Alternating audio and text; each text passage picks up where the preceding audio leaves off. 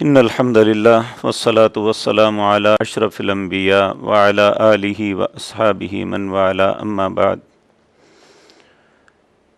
لن ینال اللہ لحومها ولا دماؤها ولکن ینالہ التقوی۔ ناظرین کرام، عید الاضحیٰ کا وقت قریب آ رہا ہے۔ ہر وہ شخص جو استطاعت رکھتا ہے وہ قربانی کی تیاری کر رہا ہے۔ آج کی مجلس میں یہ بات عرض کرنی ہے کہ قربانی صرف بکرے کو چھری پھیر دینے کا نام نہیں ہے، اس کے گوشت کو دروازے پہ کھڑے ہو کے بانٹ دینے کا نام نہیں ہے، بلکہ قربانی ہے کیا اور کن کی قبول ہوتی ہے۔ اس کے لیے ہم سیدنا آدم علیہ السلام کے ان دونوں بیٹوں کا قصہ پڑھنا ہوگا جو سورۃ مائدہ میں آتا ہے، وَاتْلُ عَلَيْهِمْ نَبَأَ ابْنَيْ آدَمَ إِذْ قَرَّبَا قُرْبَانًا فَتُقُبِّلَ مِنْ أَحَدِهِمَا وَلَمْ يُتَقَبَّلْ مِنَ الْآخَرِ۔ اے میرے نبی، تلاوت کیجئے آدم کے دو بیٹوں کا قصہ، جب دونوں اپنی قربانیاں لے کے اللہ کی بارگاہ میں پیش ہوئے، فَتُقُبِّلَ مِنْ أَحَدِهِمَا وَلَمْ يُتَقَبَّلْ مِنَ الْآخَرِ۔ ایک کی قربانی کو قبول کر لیا گیا، دوسری کی مسترد ہو گئی۔ یہاں ذہن میں خیال آ سکتا ہے کہ کیسے پتہ لگا کہ وہ کیسے قبول ہوئی اور کیسے مسترد ہوئی۔ یاد رکھیں، یہ اللہ نے ہم پہ بہت بڑا احسان کیا ہے کہ ہم قربانیاں تو کرتے ہیں لیکن ہمیں پتہ قیامت کو لگے گا، آج نہیں لگتا۔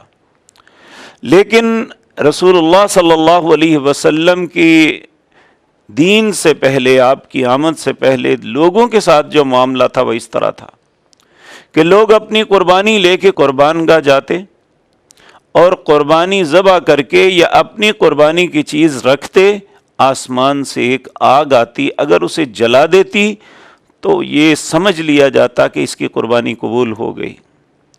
اگر وہ آگ نہ آتی اور نہ جلاتی تو اس کا مطلب یہ تھا کہ اس کی قربانی کو قبولیت کا شرف نہیں ملا۔ تو حضرت آدم علیہ السلام کے دونوں بیٹوں نے بھی ایک مسئلے میں اختلاف ہو گیا اور اس اختلاف کے حل کا یہ ڈھونڈا کہ ہم اللہ سے فیصلہ کروا دیتے ہیں۔ اذ قربا قربانا، دونوں اپنی قربانیاں قربان گاہ لے کے گئے، فتقبل من احدہما ولم یتقبل من الآخر، ایک کی قربانی قبول ہو گئی، دوسرے کی مسترد ہو گئی۔ جس کی مسترد ہوئی وہ غصے میں آ گیا، کہنے لگا لأقتلنک، میں تمہیں قتل کر دوں گا، تیری قربانی کیوں قبول ہوئی ہے؟ تو آدم علیہ السلام کے اس نیک اور پارسا بیٹے نے جو جواب دیا، قیامت تک کے لیے ہمارے لیے سبق ہے۔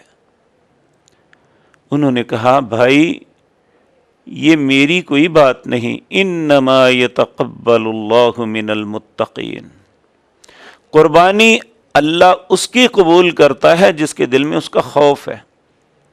یعنی جو یہ سوچ کے چلا تھا کہ جو اللہ کا فیصلہ آئے گا میں مان لوں گا، تو اللہ نے اس کے حق میں فیصلہ کر لیا۔ تو جس نے یہ سوچا تھا کہ اگر میرے حق میں فیصلہ ہوا تو مان لوں گا، نہیں ہوا تو نہیں، تو اللہ نے اس کی قربانی، اس کے دل میں کھوٹ آ گئی۔ اس لیے یہ یاد رکھیں کہ دل کا اخلاص ضروری ہے، تقوی ضروری ہے قربانی کے لیے۔ اللہ رب العزت نے قرآن عزیز کے اندر یہ بات فرمائی، لن ینال اللہ لحومها ولا دماؤها، نہ تمہارا خون نہ تمہارا گوشت نہیں پہنچتا، بلکہ ینالہ التقوی، تمہارا تقوی پہنچتا ہے۔ یہ اس لیے بھی کہا کہ مشرکین مکہ اور دوسرے لوگ قربانی کرتے بتوں کے لیے، پھر اس کا خون بت کے اوپر مل دیتے یا اس کا گوشت اس کے سامنے رکھ دیتے کہ یہ اسے قبول کر لے گا۔ تو اللہ فرماتے ہیں تمہارا گوشت اور خون مجھے نہیں پہنچتا، ولکن ینالہ التقوی، مجھے اگر کوئی چیز میں نے دیکھنی ہے، مجھے جو پہنچتی ہے تو وہ تقوی ہے۔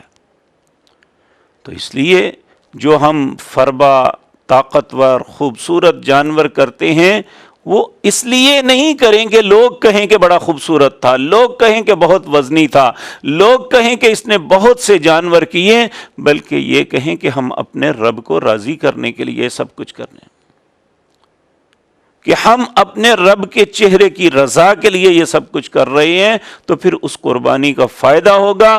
اگر ایسا نہیں، انسان کے پاس تقوی کی نعمت نہیں ہے تو اس کی قربانی کی کوئی حیثیت نہیں ہے، چاہے وہ 100 جانور کیوں نہیں کر لیتا۔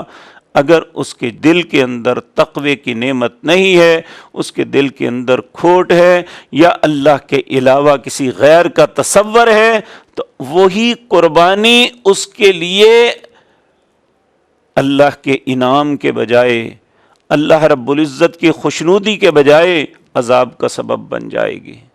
تو اس لیے ہمیں جب قربانی کی نیت کریں تو صرف اللہ کی رضا کو مد نظر رکھتے دل میں تقوی پیدا کریں، اور تقوی کی بنیاد پہ یہ عظیم عبادت کریں، تاکہ اللہ رب العزت ہماری اس عبادت کو قبول فرمائے اور ہمارے لیے پل صراط سے پار کرنے کے لیے انہیں سواریاں بنائے، اور انہی قربانیوں کی وجہ سے اللہ جنت میں ہمارے لیے اچھا مقام بنائے۔